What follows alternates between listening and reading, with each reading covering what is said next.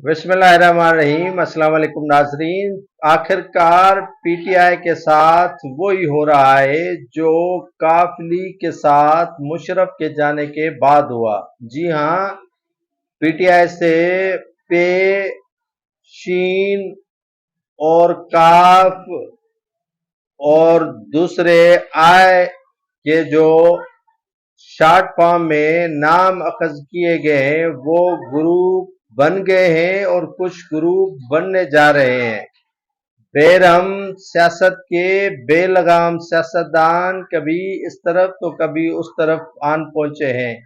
मुझे Pakistan people's party के chairman Bilawal Bhutto Zardari का वो स्टेटमेंट आज तक ये याद है कि उन्होंने कौमी असेंबली में खिताब के दौरान कहा था कि मिस्टर स्पीकर, ये फाजिल मेंबर मुल्तान किसी से वफादार नहीं।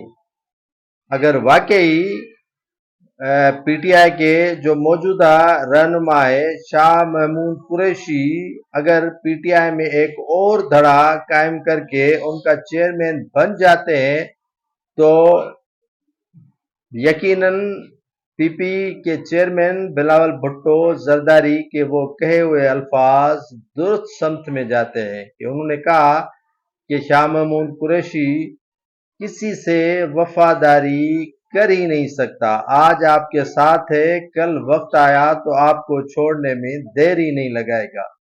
ये आज सीनियर सहाफ़ी तजिए निगार जावेद चौधरी ने इंकशाफ किया है कि पीटीआई में काफ या शीन की जो शाख है वो निकाली जा रही है और अब पीटीआई में ग्रुप्स बनने जा रहे हैं और शाह महमूद कुरैशी का भी एक ग्रुप बनने जा रहा है जिसको शाह महमूद कुरैशी लीड करेंगे। और उस ग्रुप का क्या नाम रखा जाएगा, जाहिरन यकीनन जो है पीटीआई की रजिस्ट्रेशन इमरान खान के नाम से है। पीटीआई की जो असल रजिस्ट्रेशन है वो पीटीआई के सरबराह इमरान खान के ही नाम से है। तो उसमें से शाखें निकालने के लिए अब शाह महमूद कुरैशी के ग्रुप को क्या नाम दिया जाएगा, पीटीआई शीन लिखा जाएगा या पीटीआई काफ लिखा जाएगा।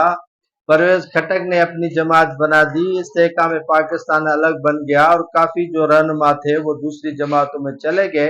अब देखना यह है कि जेल से रिहा होने के बाद अगर वाकई शाह महमूद कुरैशी ने अपनी पार्टी का पीटीआई शाह महमूद कुरैशी ग्रुप रख दिया या पीटीआई कुरैशी ग्रुप रख दिया तो ये काबिल निदामत है और काबिल जो है वो मजम्मत है। ये काबिल फख्र बात नहीं है कि इस वक्त या इस टाइम में पीटीआई के सरबराह इमरान खान से धोखाधड़ी करके अलग एक ग्रुप बनाया जाए।